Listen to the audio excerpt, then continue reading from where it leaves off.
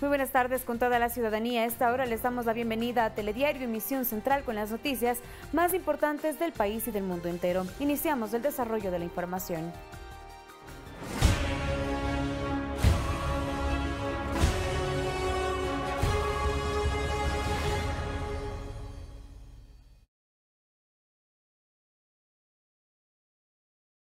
Y ayer en horas de la noche, el personal de Fuerza de Tarea de la Fiscalía General del Estado junto a la Policía Nacional detuvieron en la vía La Costa a Alfredo Adum con fines investigativos. A través de un mensaje difundido en la red social Twitter, la policía informó que Adum intentaba huir del país acompañado de su esposa. En el transcurso de esta madrugada, el retenido fue trasladado a una clínica privada para un chequeo médico. El empresario guayaquileño cercano a la familia Bucaram señaló que rendirá su versión libre y voluntaria sobre el caso de la avioneta accidentada hace algunos días. Y en este mismo tema, la retención de Alfredo Adum, político y empresario ecuatoriano, fue con fines investigativos. La Fiscalía General del Estado requerirá su versión dentro de la indagación por fraude procesal que inició en contra de Daniel Salcedo y su novia al intentar huir de la avioneta de propiedad de Adum. Conozcamos más de su perfil. El empresario guayaquileño Alfredo Adum fue retenido la noche del martes 16 de junio, mientras conducía su vehículo junto a su esposa en la vía La Costa. Él es propietario de la avioneta accidentada en la que intentó escapar Daniel Salcedo, investigado por actos de corrupción. El pasado 8 de junio, Adum aseguró a varios medios de comunicación que supuestamente su avioneta habría sido robada en complicidad con su piloto Franklin Lara. Le han dado plata a mi piloto para que les preste la avioneta para una fuga premeditada, hecho a mis espaldas. Tanto Adum como Salcedo tienen un punto en común, su amistad con la familia Bucaram. En el caso de Daniel Salcedo, así lo confirmó Dalo Bucaram. El señor Salcedo es mi amigo, nunca lo he negado. Mientras que la historia de Adum con el expresidente Abdalá Bucaram es de toda la vida. Ambos provienen de una familia de origen libanés. Adum financió la campaña que llevó a la alcaldía de Guayaquil a Abdalá Bucaram en 1984, año en el que también alcanzó la prefectura del Guayas. Además, fue inversor, como él denominó, en las elecciones que le llevaron a Abdalá Bucaram a la presidencia de la República en 1996. Inversión que tuvo frutos. Abdalá lo nombró ministro de Energía y Minas. Su gestión fue controversial. No faltaron las denuncias de corrupción y las acusaciones de actos violentos contra funcionarios. Acá ella dice que yo le que... ¿Dónde está la evidencia? Que le ha pegado y le ha apuntado. ¿Dónde está la evidencia? Cuando los medios de comunicación le preguntaban sobre estos temas, así respondió. ¿Eres policía tú? No, señor ministro. ¿O eres maleducado? Solamente le estoy preguntando. No me preguntes tonterías, pues. Su figura causó polémica tras autodefinirse como el hombre de Cromañón y emitir comentarios sexistas y violentos contra la mujer. Adum, hombre fuerte del Bucaramato, fue por varias veces candidato a la alcaldía de Guayaquil y a la prefectura del Guayas. Olga Velasco, Ecuador TV. Los jueces a cargo de la audiencia de habeas corpus que solicitaron los padres de Daniel Salcedo suspendieron la diligencia instalada en Guayaquil para constatar el estado de salud del involucrado. Salcedo es acusado por peculado en casos de corrupción en los hospitales del IES del puerto principal. Luis Alfredo Zúñiga nos tiene un informe.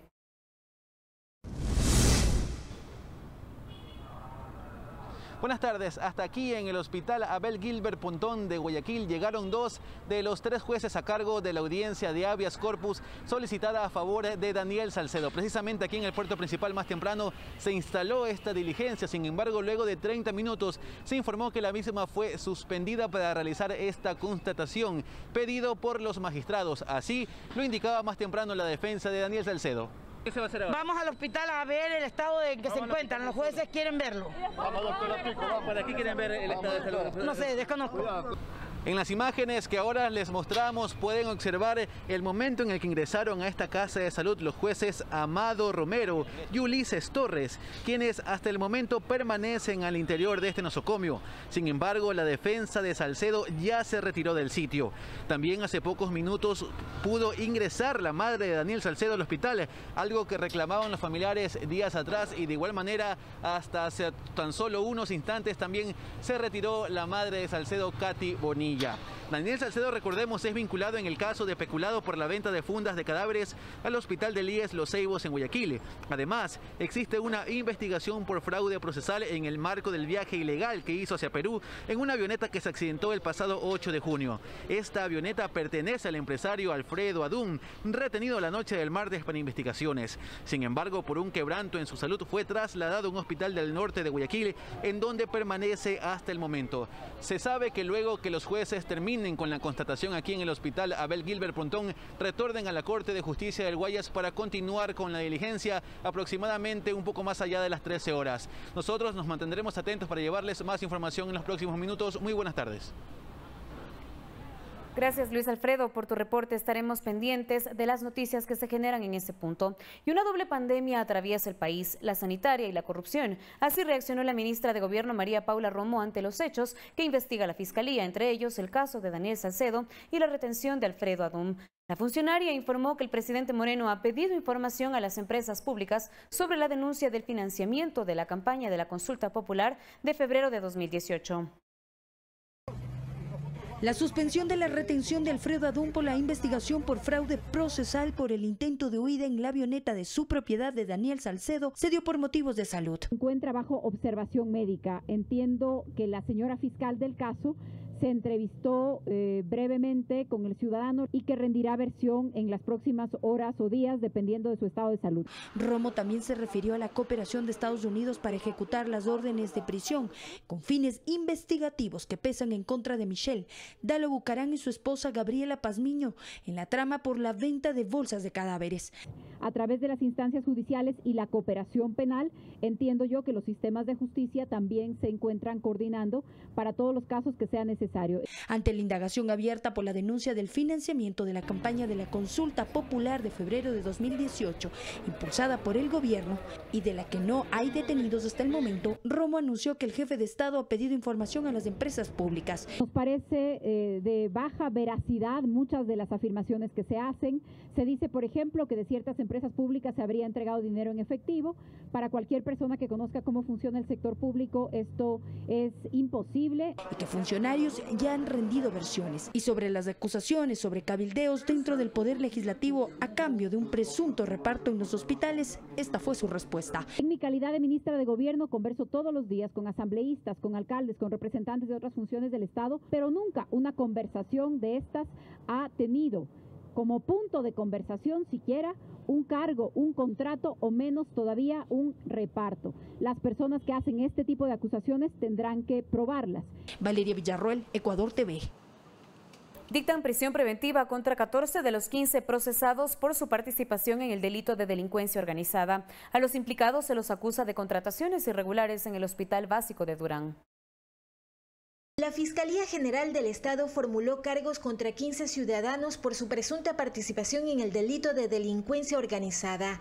Un juez de garantías penales dictó prisión preventiva en contra de 14 de los procesados, mientras a uno le dispuso medidas alternativas por ser positivo para COVID-19. Los acusados habrían participado en contrataciones irregulares en el Hospital Básico de Durán. También se dispuso la prohibición de enajenar bienes, muebles e inmuebles, de ceder acciones o cancelar pólizas y la retención de cuentas en el sistema financiero nacional.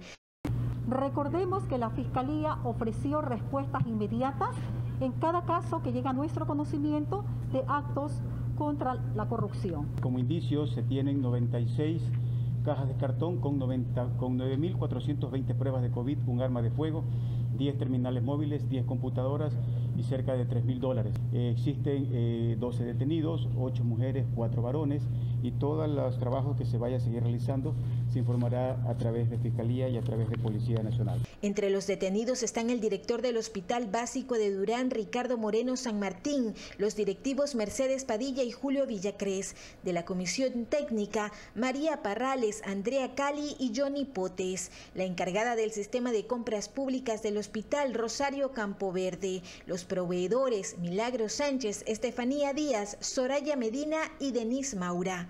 13 de los procesados fueron detenidos durante un operativo ejecutado por la Fuerza de Tarea Multidisciplinaria de la Fiscalía en Durán, Guayaquil y Quito, con apoyo de grupos especializados de la Policía Nacional, donde se realizaron varios allanamientos.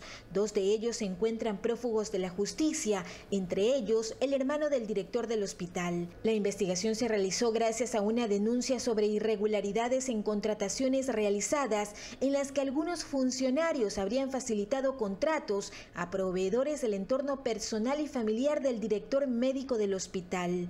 Entre los principales elementos de convicción se presentó el reporte de la Unidad de Análisis Financiero y Económico UAFE, que evidencia la conexión en la transferencia de fondos entre los integrantes de la presunta estructura delincuencial. Además, un informe del Servicio de Rentas Internas que establece montos de salida de dinero al exterior, movimiento de fondos desde el Hospital Básico de Durán hasta las cuentas de los procesados, entre ellos el director médico de esta casa de salud y su hermano, uno de los prófugos, y cuya oficina también fue allanada en Puerto Santa Ana, en Guayaquil. La instrucción fiscal durará 90 días, tiempo en el cual la Fiscalía profundizará su investigación. El tipo penal se encuentra establecido en el artículo 369 del Código Orgánico Integral Penal COIP. El perjuicio al Estado supera los $3 millones.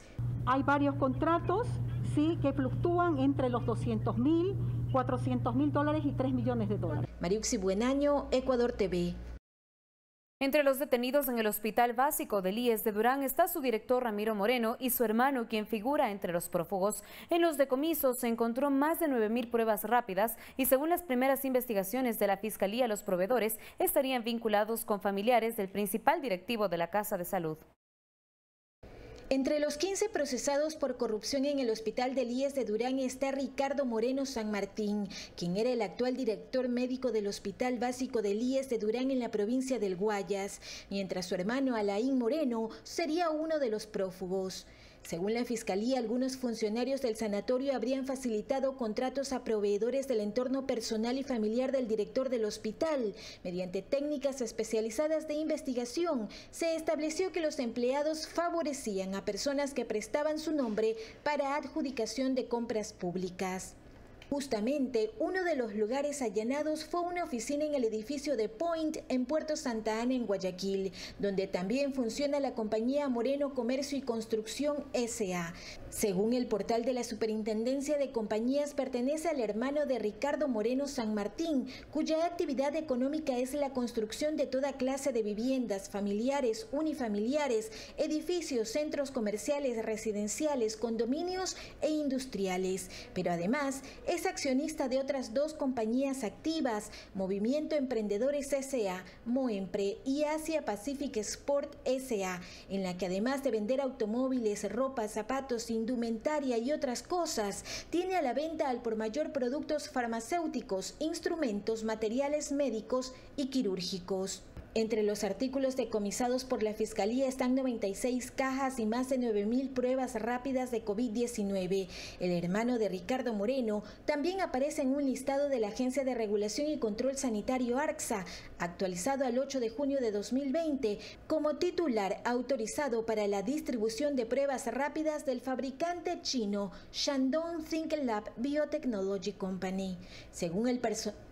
Según el portal del Servicio de Rentas Internas, la compañía Moreno Comercio y Construcciones S.A. en 2020 declaró impuesto a la salida de divisas por más de $78.000, mientras en 2019 y 2018 el impuesto a la renta causado fue de $0. La Fiscalía investiga a los detenidos por peculado, testaferrismo, enriquecimiento ilícito y enriquecimiento privado no justificado. Mariuxi Buenaño, Ecuador TV. La Comisión Anticorrupción de Manabí señaló que la construcción de los hospitales en esa provincia está empañada por la corrupción. Lo primero que se cuestiona es que el dinero recaudado para la reconstrucción tras el terremoto fue desviado a obras no prioritarias. En los procesos de contratación también se denunciaron irregularidades que salen a la luz a raíz de los recientes procesos iniciados por la Fiscalía. El hospital de Pedernales es la punta del iceberg de la corrupción que pesa sobre la construcción de obras en la provincia de Manabí. Esta obra lleva 2 procesos de contratación. El primero cuestionado por la Contraloría, ya que la empresa Tipman S.A., a la que fue asignada en el 2019, entregó garantías falsas, tras lo cual el Servicio de Contratación de Obras SECOP adjudicó el contrato al consorcio Pedernales Manabí en febrero de 2020 por $16.4 millones. Por esta contratación se detuvo a 8 personas por el delito de lavado de activos, entre ellos un asesor del asambleísta Daniel Mendoza y al propio asambleísta, además del director del SECOP, René Tamayo, quienes estarían involucrados en el desvío de los dineros públicos. Cerca de $2 millones que no se han justificado. La tarea, según el asambleísta manabita Guillermo Celi, es recuperar estos fondos. Ejecutando las garantías inmediatamente. Es la forma de recuperar la plata, de retener la plata y de obviamente garantizar que la obra se concluya. El Hospital de Bahía de Caracas también entra en la lista de las obras que presentarían irregularidades. El SECOP adjudicó la obra al consorcio Bahía, pese a recomendaciones en contra del Servicio Nacional de Contratación. Jennifer Coveña, coordinadora zonal 4 del SECOP, ahora procesada por formar parte de una presunta red liderada por el asambleísta Daniel Mendoza, administró este contrato. Según Julio Villacreces, miembro de la Comisión Nacional Anticorrupción Capítulo Manabí, hay mucho más que cuestionar con respecto a las obras pendientes tras el terremoto de 2016. Es en el Comité de Reconstrucción que se destinaron los $3.500 millones. Se destinaron a construir una superpista, una autopista, el más caro del mundo, la Manta Coliza, con más de $100 millones, que no sirve para nada y que nunca fue afectado por el terremoto. Obras que hoy más que nunca, en medio de una pandemia, son necesarias, según Celi. El hospital de Pedernales, el hospital de Bahía de Caracas, el hospital de Chone, el hospital de Manta, el Rodríguez Zambrano, que hasta el día de hoy lo termina de reconstruir, donde hay varias ya denuncias de corrupción al respecto y que también, de acuerdo a los análisis de investigación, aparece también como parte de la repartición criminal de los hospitales. Ahí hay que profundizar. Villacreces, por su parte, considera que las investigaciones no deben parar hasta llegar a los peces gordos. Sofía Montoya, Ecuador TV. Ante las denuncias de corrupción, el Consejo Metropolitano de Quito resolvió que los gerentes de las empresas públicas informen de sus contrataciones y Quito Honesto presente las evaluaciones de las licitaciones públicas. Con 20 votos, los ediles aprobaron pedir a los gerentes de las empresas públicas metropolitanas informes sobre la ejecución de los procesos de contratación que han ejecutado. Revisión de los pagos de planillas, imponer multas, garantías y, como autoridades nominadoras, remover a los funcionarios o instaurar los sumarios respectivos. Pero en la resolución no se estipuló el tiempo de entrega. Además, también extenderán la solicitud a la Comisión Metropolitana de Lucha contra la Corrupción Quito Honesto sobre las evaluaciones que realizó a las contrataciones públicas de las diferentes empresas municipales. El señor Quito Honesto tiene que estar la próxima semana en Consejo dando un informe completo de toda su labor durante este año. El Consejo basó su decisión en la denuncia del contrato de repavimentación de 150 kilómetros de vías por más de $30 millones, firmado por la Empresa Pública de Movilidad y Obras Públicas, que fue observado por la Contraloría General del Estado y que emitió un informe con indicios de responsabilidad penal. Estuvo presente el nuevo gerente de la empresa de movilidad, pero no ofreció detalles de la supuesta transacción irregular. A entregar toda la información que sea del caso y pues cumplir los procesos que tanto la Contraloría como la Fiscalía. En la mesa de discusión quedaron más dudas y más revelaciones sobre las contrataciones con la compañía inmobiliaria y comercializadora Inmosolution. De 213 millones, el Inmosolutions es partícipe de 10 procesos por un monto de $53 millones que representan el 25% de todo lo desembolsado o proyectado a desembolsar para la contratación pública. Hubo pedidos de más investigaciones sobre otros procesos. Realizado por LEMOV, se contrató a $80 aproximadamente las pruebas COVID, se contrató también insumos de bioseguridad, que en el mantenimiento de los vehículos pesados del EMAPS existe aproximadamente un 51% de sobreprecio. Aquí también pidieron que el alcalde, que no estuvo presente, explique los actos cuestionados de los funcionarios que ha nombrado para dirigir las empresas municipales. Valeria Villarruel, Ecuador TV. El Consejo Nacional Electoral está por definir si se modifica o no la fecha de los comicios generales. La presidenta del organismo, Diana Tamaint, sostuvo que se coordina con gobiernos seccionales la posibilidad de aumentar el número de recintos electorales para garantizar el distanciamiento.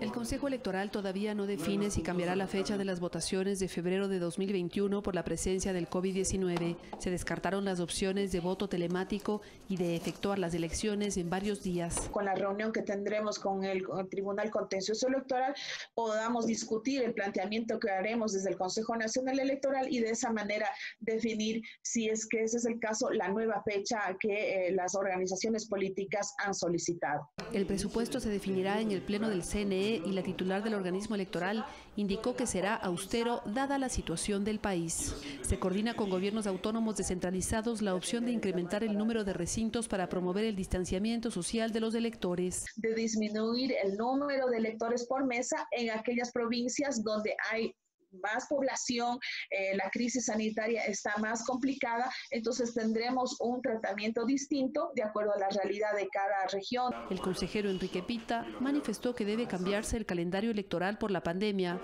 pero que debe respetarse la fecha prevista para posesionar a las autoridades. Todas las organizaciones políticas han demandado que el Consejo Nacional Electoral revise ese calendario a efecto de ajustar los plazos en una mejor forma que se pueden hacer sin afectar las fechas topes y las fechas hitos. ¿Qué significan esto? Las fechas de posesión de nuevas autoridades. Pita considera que el incremento de juntas receptoras del voto puede incidir en el presupuesto para las elecciones. Hacerlo en un solo día, pero aumentando los recintos electorales, porque tampoco se puede hacer en 3 días, va en contra de la ley y también tiene serias cuestionamientos sobre la parte de seguridad y obviamente sobre los costos finales.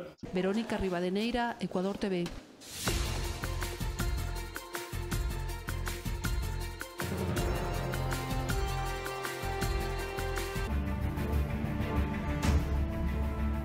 El Comité de Operaciones de Emergencia no ha decidido dar marcha atrás en el color del semáforo en Quito ante el incremento de casos de COVID-19 y el aumento de la demanda de camas de hasta un 300%. Así lo aseguró la ministra de Gobierno, María Paula Romo.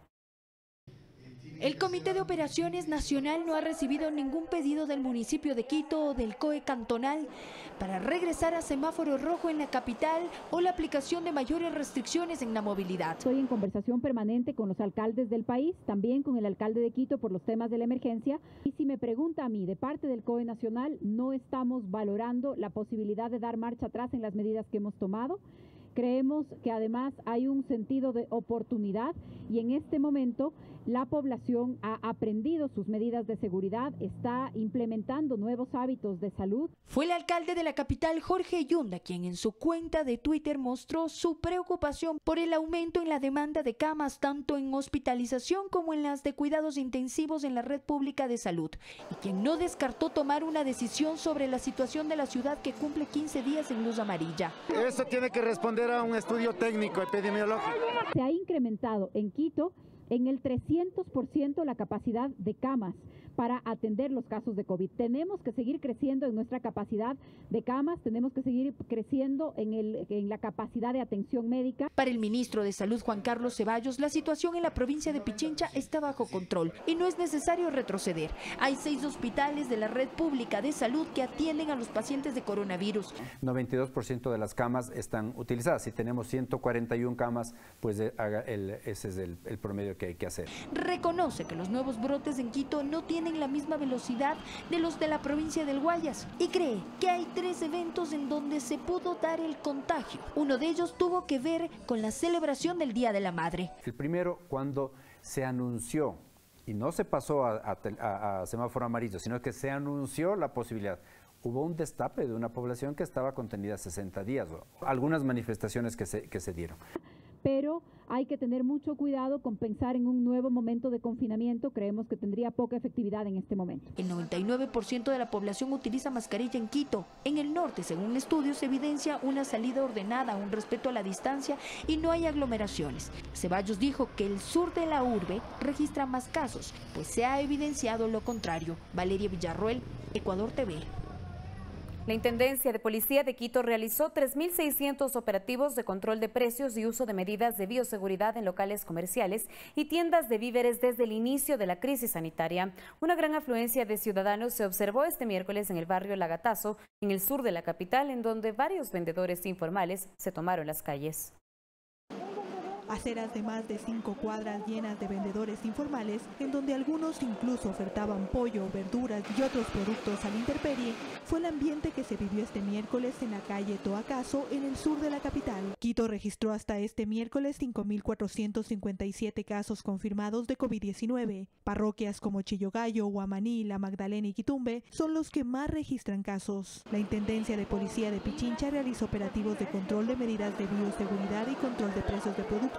Desde la crisis sanitaria se registraron 3.500 operativos. 35 establecimientos clausurados, porque esa es la actividad que nosotros realizamos. En Solanda el problema fueron las ventas ambulantes. Hay personas vendiendo en el espacio público y esa realidad como autoridades debemos solucionarla de manera inmediata para evitar contagios, dándoles un espacio adecuado a estos ciudadanos para que tengan la posibilidad de vender y así tengan un ingreso en sus economías. La gran cantidad de vendedores en las aceras provoca pérdidas a los vendedores de locales comerciales. Bajas por el problema que han venido mucho vendedor ambulante y no nos dejan vender. En la zona trabajan 380 comerciantes registrados, pero ellos tampoco han podido ofertar sus productos porque las calles fueron tomadas por vendedores de mercados como El Camal y San Roque, que tuvieron que trasladarse hasta estos puntos. Ya todos estamos sufriendo. Dice cuenta que la necesidad de las compañeras que también están en la calle, a las autoridades que nos dejen trabajar. Los ciudadanos piden más control en esta vía. Sí, pero cuando hay que hacer algo, por ejemplo, tengo urgente algo que hacer, tengo que pasar por aquí. Estamos manejando un retiro de libadores, más o menos unos 4.000 eventos. Y en lo que va de escándalos tenemos aproximadamente unos 2.000 eventos. En número estamos hablando de 700 personas aprendidas por diferentes causas, entre estos delitos, contravenciones. La Intendencia dialogará con el municipio de Quito para que se encuentre un lugar seguro en donde los comerciantes puedan ofrecer sus productos. María Elena Vaca, Ecuador TV. El terminal terrestre de Quitumbe en el sur de Quito se alista para reanudar el transporte interprovincial a partir del 1 de julio. Esta infraestructura operará al inicio con 450 frecuencias con una movilización diaria de 9.000 pasajeros por día. Al momento en el terminal operan buses intraprovinciales en donde las unidades y pasajeros deben cumplir todas las normas de bioseguridad. Hasta esta plataforma de la terminal terrestre de Quitumbe llegan buses desde los cantones Mejía y Rumiñahui.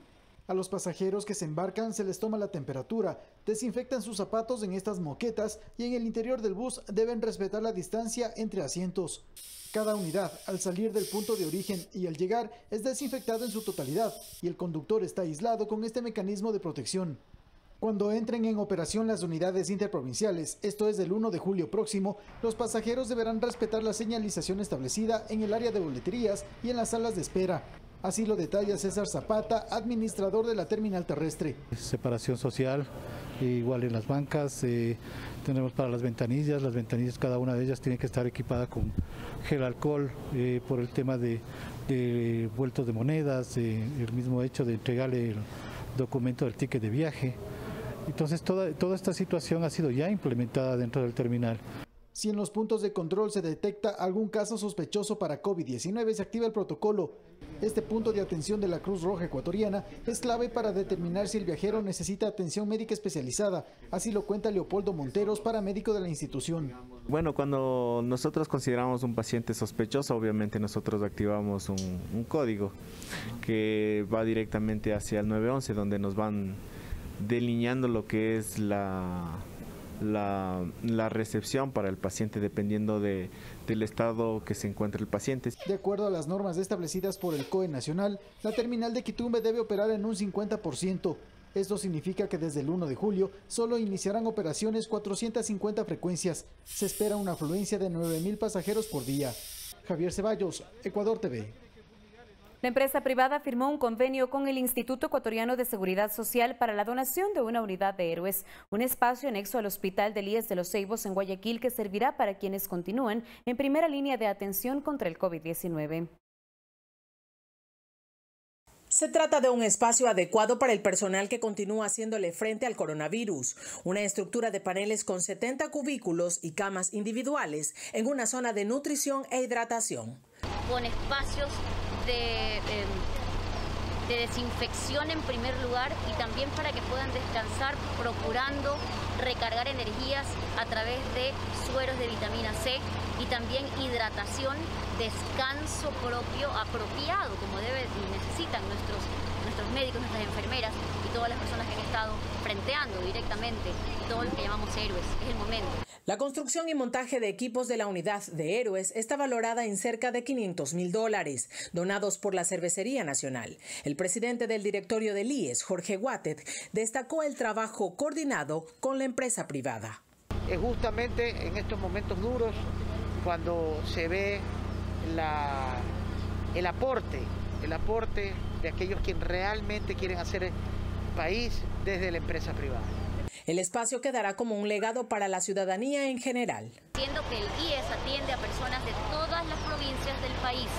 Llegan acá, tienen a sus enfermos en el hospital y los familiares, tanto como también los miembros del staff de este hospital, estarán bien atendidos en lo que el hospital disponga. Nos congratula, es un apoyo importantísimo, es una marca que va a quedar aquí en la ciudadanía gracias a la Cervecería Nacional, a quien le agradecemos de todo corazón. La unidad de Héroes estará ubicada como un anexo del Hospital del IES de Los Ceibos en Guayaquil y ha sido diseñada en agradecimiento al esfuerzo que continúan realizando personal de salud y seguridad. Guadalupe Ayoví, Ecuador TV. Francia entregó a la Policía Nacional de Ecuador 400 trajes de bioseguridad para enfrentar la pandemia del coronavirus. La ceremonia se desarrolló en el templete de los héroes policiales en el norte de Quito. El embajador Jean-Baptiste Chauvin precisó que la donación formará parte de un conjunto de recursos que llegarán al país provenientes del país europeo para la emergencia y que serán destinados a los gobiernos autónomos descentralizados a través del Banco de Desarrollo. A través de la Agencia Francesa de Desarrollo, que es nuestra ente de cooperación en Ecuador desde 5 años, que está reorientando sus fondos para combatir la pandemia, para apoyar a los GAD con el BDE, un programa de de casi 4 millones de dólares está por aprobarse, más van a venir, hasta 25 millones de dólares se van a reafectar desde la Agencia Francesa de Desarrollo. Y los actores de la economía popular y solidaria también son parte de la reactivación productiva gracias a los créditos de las cooperativas. Estas reciben fondos de la Corporación Nacional de Finanzas Populares y Solidarias. Con el propósito de coadyuvar a la recuperación de la economía, la Corporación Nacional de Finanzas Populares y Solidarias inyectará recursos a 220 cooperativas, mutualistas, cajas de ahorro y asociaciones registradas. Los 320 millones de dólares más los recursos que entrarán por este importante fondeo adicional, y todo esto se sumaría a los 570 millones de dólares que la corporación ya ha entregado desde junio del 2017. Según Roberto Romero, director de la entidad, la economía popular y solidaria está compuesta por cerca de 8 millones de socios, por lo que es un segmento indispensable para la reactivación económica. Esos créditos productivos que están enfocados básicamente a las micro, pequeñas y medianas empresas a nivel nacional que generan casi el 80% del trabajo a nivel nacional. Marlon Esparza, propietario de la empresa Productos de Limpieza Esparza, es uno de los beneficiarios de estos recursos. Gracias a la CONAFIPS y a la Cooperativa de Ahorro y Crédito Orden y Seguridad, pudimos acceder a un crédito de $30,000 como capital de trabajo. Esto nos pudo ayudar a abastecernos de materias primas que por esta emergencia y por la situación que vivimos hay mucha escasez de insumos. Gracias a la naturaleza de su negocio, Esparza no paró sus actividades durante la pandemia, más bien continúa generando empleo. Las características de estos créditos, que son parte de la iniciativa Reactívate Ecuador, son individuales hasta $50,000, asociativos hasta $300,000. Existen dos tipos de financiamiento, entre 9.99% y 17% de interés, dependiendo del destino y zona, hasta 30 meses plazo y hasta 6 meses de gracia, mientras que los recursos que provienen del Banco Mundial, BID o CAF, se entregan al 5% hasta 36 meses plazo y hasta 6 meses de gracia. Sofía Montoya, Ecuador TV. El crédito Reactívate Ecuador canaliza recursos públicos a través de las instituciones financieras público-privadas para dar un alivio en el déficit de capital de trabajo que presentan las unidades productivas a causa de la emergencia sanitaria por el coronavirus. La inyección de capital inició con la cooperación del Banco del Pacífico y se analiza la inclusión de cooperativas de ahorro. El crédito Reactívate Ecuador está destinado en diferentes fondos. Entonces hay un fondo privado que viene justamente de la cooperación financiera de Estados Unidos, de DFC, que se ha colocado a través de los bancos Pichincha y Banco Guayaquil. Está un fondo asignado a través de la CONAFIPS. Otra parte de este monto se lo canaliza a través de la CFN. Son 1.130 millones de dólares destinados para capital de trabajo. 500 millones de dólares han sido asignados para el 2020. Hasta la fecha se han colocado 31 millones de dólares en 350 operaciones y se registran 17.000 solicitudes de crédito. María Isabel, gerente de la dulcería La Bombonier, que se especializa en la venta de galletería recién horneada, destaca que a causa de la pandemia bajaron las ventas y asimismo quedaron deudas. Por ello la importancia del crédito. Para ponernos al día con nuestros proveedores, porque obviamente al nosotros cerrar y dejar de producir y de vender en nuestros 3 locales, no había el flujo como para poder cumplir con todos los proveedores como siempre ha sido. Jonathan Arévalo, al frente de la gerencia de un negocio familiar que se dedica a la comercialización de arroz y granos secos en el Cantón Milagro, destacó que siendo una empresa nueva, pudo acceder a su primer crédito. Muy alegre, lo que somos parte de la compañía, que nos dieron ese crédito. Me parece una excelente idea por parte del gobierno, incentivar, digamos, a los emprendedores a seguir con los sueños de nuestras empresas. El crédito es destinado exclusivamente para capital de trabajo. Entonces pueden cubrir con esto nómina de trabajadores, obligaciones pendientes que tengan incluso con el SRI, con el IES, con proveedores y obligaciones que vayan hasta diciembre del 2020. Son líneas de crédito diferenciadas a las del mercado, de fácil acceso, hasta 36 meses plazo y 6 meses de gracia, es decir que los pagos serán a partir de 2021. Me habían dicho que eran 10 días, al 9º día me llamaron para firmar, al 10º día está el crédito hecho. Se beneficiará a las unidades productivas que agrupan a MIPYMES, artesanos y organizaciones de la economía popular y solidaria afectados en sus negocios a causa de la pandemia. Guadalupe Ayoví, Ecuador TV.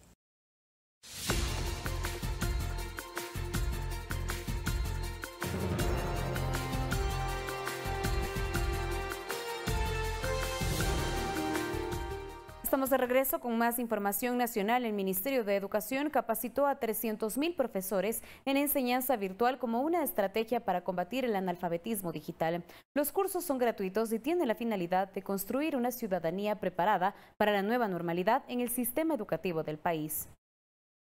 Estefanía Ruiz, docente de educación inicial, manifiesta que los docentes no estaban preparados y no tenían los conocimientos suficientes para impartir clases bajo la modalidad virtual, una problemática que se visibilizó cuando el sistema educativo ingresó en cuarentena por el COVID-19.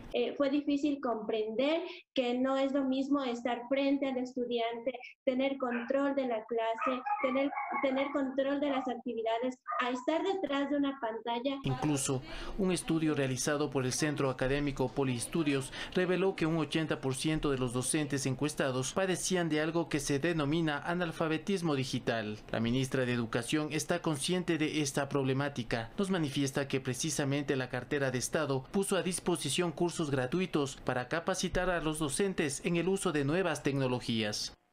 Nosotros estamos capacitando a los docentes, tenemos más de 500.000 cupos abiertos para ellos gracias al apoyo que hemos recibido de universidades que nos han colaborado con sus plataformas. Por ejemplo, en el caso de UNIR, incluso nos acaba de dar 2.000 becas. La funcionaria manifiesta que de los 500.000 cupos se utilizaron 300.000. En su mayoría, docentes del régimen consta que se prepararon en educación digital durante los meses de abril y mayo. Los cursos que se imparten se enfocan en 3 líneas importantes del conocimiento virtual. Básicas, la una, las destrezas mismas de manejo de tecnología. La otra gran línea es cómo generar ambientes de aprendizaje y enseñar de acuerdo a cómo aprenden los estudiantes en el mundo virtual. Y la tercera es el ámbito psicoemocional, cómo recibir y cómo ofrecer y cómo crear un ambiente seguro en el ámbito virtual. Construir una ciudadanía digital es otro de los puntuales de la formación de los docentes. Que puedan validar rápidamente una información, que no repliquen información falsa o tergiversada. La información sobre los cursos virtuales que oferta el Ministerio de Educación están disponibles en la plataforma del Ministerio. Son los paradigmas de la educación en esta nueva normalidad por el COVID-19. Juan Carlos Figueroa, Ecuador TV. UNICEF entregó 496 dispositivos electrónicos y 3.932 planes de llamadas y datos a docentes, consejeros estudiantiles, brigadistas de contención emocional y profesionales de la Unidad de Apoyo a la Inclusión del Ministerio de Educación del Ecuador para impulsar la continuidad de la educación. 63.000 estudiantes de zonas priorizadas por el impacto del COVID-19 y en donde existe una mayor concentración de población en movilidad humana en situación de vulnerabilidad se beneficiarán de esta iniciativa. Y la Armada del Ecuador informó que una embarcación china denominada Fuyang Yuleg se estrelló contra la estructura del muelle de la Armada en el sur de Guayaquil. La embarcación hizo una maniobra para ingresar al buque flotante de astilleros navales ecuatorianos para el mantenimiento pertinente. Además, se inició que el barco se encuentra bajo la custodia de la Armada y que no hubo afectación al personal. Los daños sufridos serán cubiertos por la póliza de seguro del casco marítimo.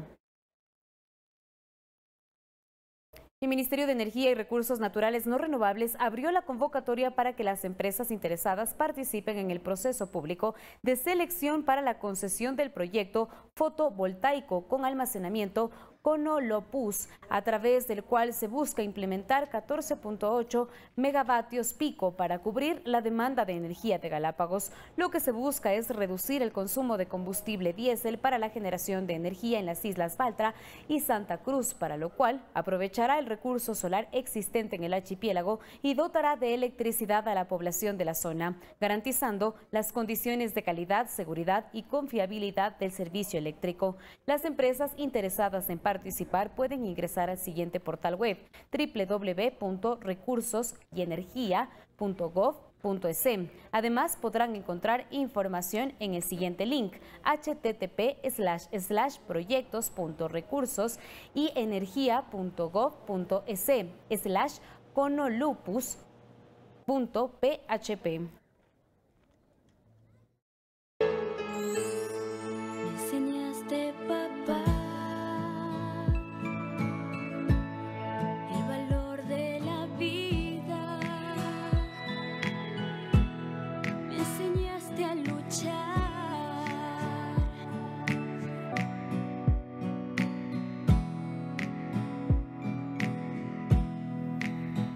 Y los espectáculos online son también una opción para festejar a papá en su día. Talentosos ecuatorianos a través de medios telemáticos ofrecerán conciertos.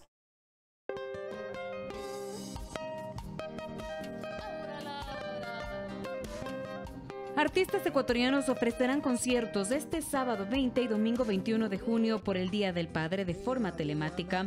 Esto con el objetivo de entretener a las familias, de regalarles un momento lleno de música y de festejo y a la vez precautelar su salud para que disfruten desde la comodidad de su hogar. Creo que de la manera más segura para todos es hacerlo de esta forma, virtualmente. Cuando ya podamos estar en los escenarios en vivo y en directo será otra cosa. Mientras tanto, lo hagamos de esta forma, en línea, virtualmente, pero en vivo.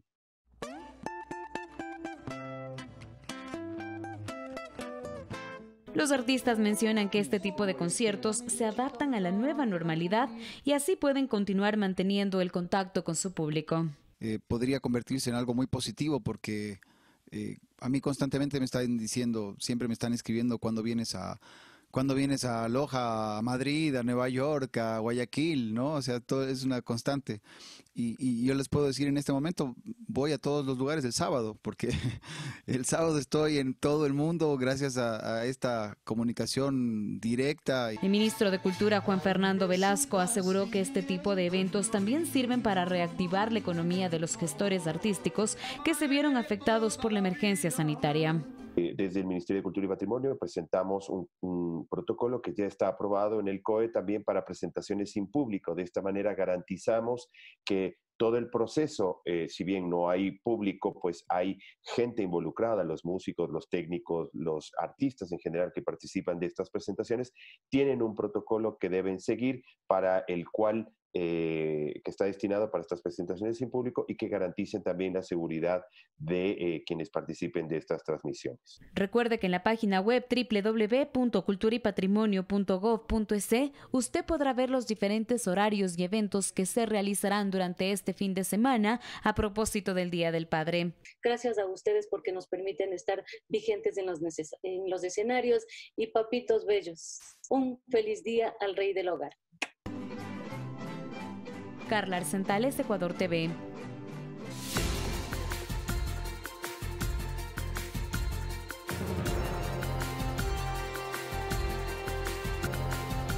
En las noticias internacionales les contamos que la dexametasona es el primer medicamento que logró reducir la mortalidad por el COVID-19. Se trata de un antiinflamatorio de bajo costo que disminuyó en 1/3 las defunciones de pacientes en estado grave con la enfermedad. En Reino Unido, una investigación realizada por científicos del Recovery Trial, cuerpo médico que busca posibles tratamientos contra el nuevo coronavirus, encontró que el asteroide dexametasona podría ser clave en el tratamiento de pacientes graves con la enfermedad. De acuerdo con el estudio, un régimen de dosis bajas de la sustancia durante 10 días redujo el riesgo de muertes de 1/3 parte de los pacientes que requieren respiración asistida. Financiado por el gobierno británico a través del Instituto Nacional de Investigación sobre la Salud y el Instituto de Investigación e Innovación del Reino Unido, el tratamiento surgió de un ensayo clínico de la Universidad de Oxford y tiene un costo económico y es usado desde hace 60 años para todo tipo de patologías con componentes inflamatorios. Este primer medicamento antiinflamatorio ya está disponible en todos los hospitales del país a partir de este miércoles. La Organización Mundial de la Salud celebró este avance científico y mediante un comunicado el director general indicó que es el primer tratamiento comprobado que reduce la mortalidad en los pacientes enfermos bajo asistencia de oxígeno o respirador. Hasta la fecha la pandemia causó al menos 438.250 muertos desde su aparición en China en diciembre. Fernanda de la Bastida, Ecuador TV.